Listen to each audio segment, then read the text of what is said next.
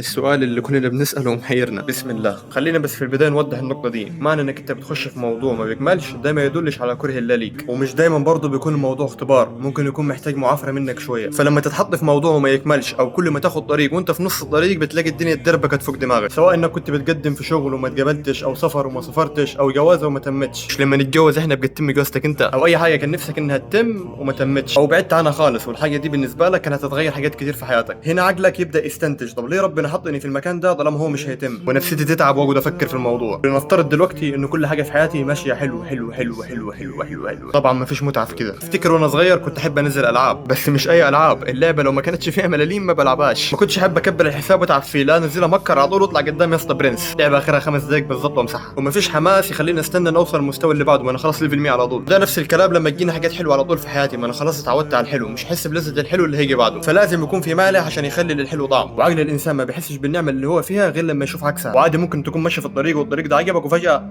فلو انت ماشي في طريق وخلاص قربت توصل وما تمش، تعرف ان ربنا بعدك عن الطريق ده وهيديك طريق احسن منه، وبعدك عن الطريق ده عشان مش كويس ليك، عشان تحس بحلاوه الطريق الجديد. اختصار الكلام، بعض المواقف الصعبه اللي في حياتك بتخلي للحلو طعم في رعايه الله.